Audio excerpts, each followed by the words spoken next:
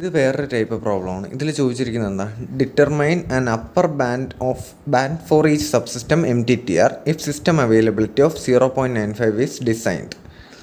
എല്ലാ സബ്സിസ്റ്റത്തിനും ഒരേ അവൈലബിലിറ്റി ആണെന്നും ക്വസ്റ്റ്യൻ പറഞ്ഞിട്ടുണ്ട്. അതായത് നമുക്കറിയാം എന്താണ്, നമുക്ക് അവൈലബിലിറ്റി കൂടണമെങ്കിൽ കൂടുതൽ സമയം വർക്ക് ചെയ്യണം.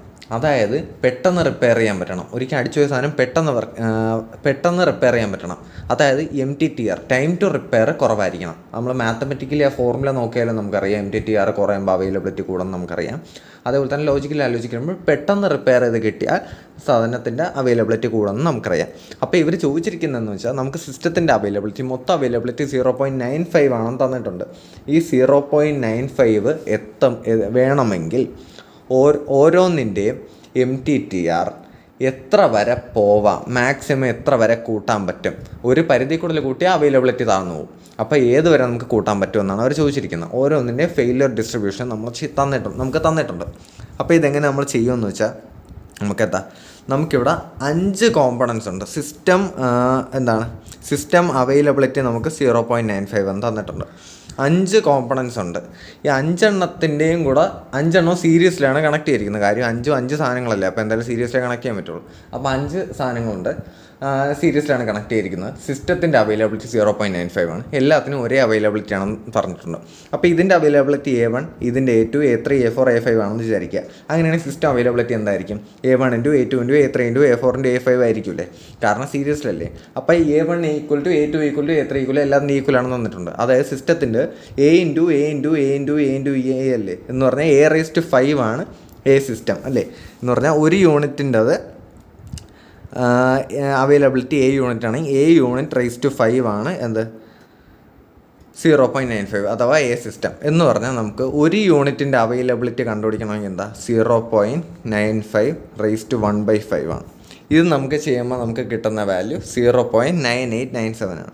എന്ന് പറഞ്ഞാൽ സിസ്റ്റത്തിൻ്റെ അവൈലബിലിറ്റി 0.95 ആവണമെങ്കിൽ ഇതിൻ്റെ ഓരോ യൂണിറ്റിൻ്റെ അവൈലബിലിറ്റി 0.9897 ആയിരിക്കണം, അവൈലബിലിറ്റി ഈക്വൽ ആയതുകൊണ്ട്. അപ്പോൾ അത് നമുക്ക് കിട്ടി. ഇനി നമ്മൾ ചെയ്യേണ്ടതെന്ന് വെച്ചാൽ നമുക്ക് ഓരോന്നായിട്ട് കൺസിഡർ ചെയ്യാം. ഉദാഹരണത്തിന് പ്രോപ്പൽഷൻ സിസ്റ്റം എന്ത് തന്നിട്ടുണ്ട്, ഇത് വേരിയബിൾ ഡിസ്ട്രിബ്യൂഷനിലാണ് ഫെയിൽ ആവുന്നതെന്ന് തന്നിട്ടുണ്ട്. അപ്പോൾ നമ്മൾ പ്രോപ്പൽഷൻ വേരിയബിളിലാണ് ഫെയിൽ ആവുന്നതെന്ന് തന്നിട്ടുണ്ട്. അപ്പം നമുക്ക് എന്തറിയാം, വേരിയബിൾ ഡിസ്ട്രിബ്യൂഷനിൽ വരുമ്പോൾ MTBFൻ്റെ ഫോർമുല എന്താ?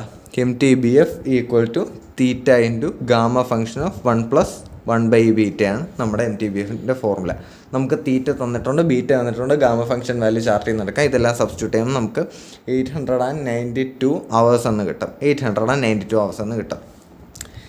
ഇപ്പം നമുക്ക് എന്താ അറിയാം, ആ പ്രോപ്പൽഷൻ സിസ്റ്റത്തിൻ്റെ അവൈലബിലിറ്റി നമുക്കറിയാം. ഓൾസോ നമുക്ക് അറിയാവുന്ന വേറെ ഫോർമുല എന്താണ്, അവൈലബിലിറ്റി എന്ന് നമുക്കിവിടെ ഉദ്ദേശിക്കുന്നത് ഇൻഹെറൻറ്റ് അവൈലബിലിറ്റി ആണല്ലോ. കാരണം സമയമൊന്നും പ്രത്യേകിച്ച് സമയം തന്നിട്ടില്ലെങ്കിൽ അതിനർത്ഥം എന്താ, ഇൻഹെറൻറ്റ് അവൈലബിലിറ്റി ആണ്. അപ്പോൾ ഇൻഹെറൻറ്റ് അവൈലബിലിറ്റിയുടെ ഫോർമുല എന്താ? MTBF + MTTR. ഇതാണ് നമ്മുടെ ഇൻഹെറൻറ്റ് അവൈലബിലിറ്റിയുടെ ഫോർമുല. അപ്പോൾ ഇതിൽ നമ്മൾ എന്ത് കണ്ടുപിടിച്ചു? MTBF നമ്മൾ കണ്ടുപിടിച്ചു. MTBF 892 ആണെന്ന് കണ്ടുപിടിച്ചു. പ്രോപ്പൽഷന് 892 ആണ് MTBF. ഇൻഹെറൻറ്റ് അവൈലബിലിറ്റി ഓരോ യൂണിറ്റിനും എന്താണെന്ന് നമ്മൾ കണ്ടുപിടിച്ചു, 9897 ആണെന്ന് കണ്ടുപിടിച്ചു. അപ്പോൾ ഇത് രണ്ടും നമുക്ക് സബ്സ്റ്റിറ്റ്യൂട്ട് ചെയ്ത് കൊടുക്കാം. ഇത് MTBF തന്നെയാണ്, അപ്പോൾ ഇതും സബ്സ്റ്റിറ്റ്യൂട്ട് ചെയ്ത് കൊടുക്കാം. ഇതിൽ നമുക്ക് MTTR കണ്ടുപിടിക്കാം. അപ്പോൾ നമ്മുടെ പ്രോപ്പൽഷൻ സിസ്റ്റത്തിൻ്റെ MTTR നമുക്ക് എന്ത് കിട്ടും? MTTRൻ്റെ വാല്യൂ നമുക്ക് 9.01 hours എന്ന് നമുക്ക് കിട്ടും. 9.01 hours എന്ന് കിട്ടും. അതായത് നമുക്ക് പ്രോപ്പൽഷൻ സിസ്റ്റം മാക്സിമം ഈ 9.01 hours നമുക്ക് എടുക്കാവൂ റിപ്പയർ ചെയ്യാൻ. അതിൽ കൂടുതൽ എടുക്കരുത്, മാക്സിമം എടുക്കാവുന്ന സമയം. അതാണ് അപ്പർ ബാൻഡ് എന്ന് ഉദ്ദേശിച്ചിരിക്കുന്നത്.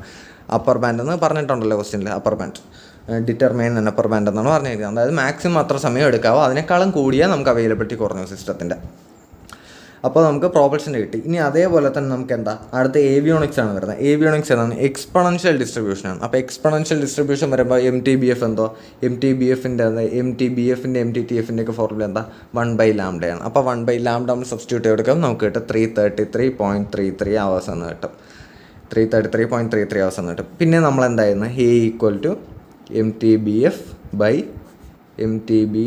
+ MTTR.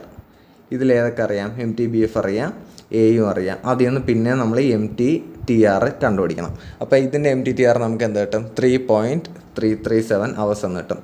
അതായത് നമുക്ക് ഏവിയോണിക്സ് റിപ്പയർ ചെയ്യാൻ 3.337 ഹവേഴ്സാണ് മാക്സിമം എടുക്കാൻ പറ്റുന്നത്. പ്രൊപ്പൽഷൻ റിപ്പയർ ചെയ്യാൻ 9.01 ഹവേഴ്സാണ് മാക്സിമം എടുക്കാൻ പറ്റുന്നത്. അങ്ങനെ ഓരോ കോമ്പണൻറ്റും എത്ര സമയമാണ് എടുക്കുന്നത്, മാക്സിമം റിപ്പയർ ചെയ്യാൻ എടുക്കുന്ന സമയം എത്രയാണെന്ന് നമ്മൾ കണ്ടുപിടിക്കണം. അത് അങ്ങനെ ഇപ്പോൾ നമ്മൾ 2 കണ്ടുപിടിച്ചു, അതുപോലെ ഓരോന്നും കണ്ടുപിടിക്കണം. അതാണ് ഇവർ ചോദിച്ചിരിക്കുന്നത്. ഓരോ കോമ്പണൻറ്റ് റിപ്പയർ ചെയ്യാൻ എടുക്കുന്ന സമയത്തിൻ്റെ അപ്പർ ബാൻഡാണ് അവർ ചോദിച്ചിരിക്കുന്നത്.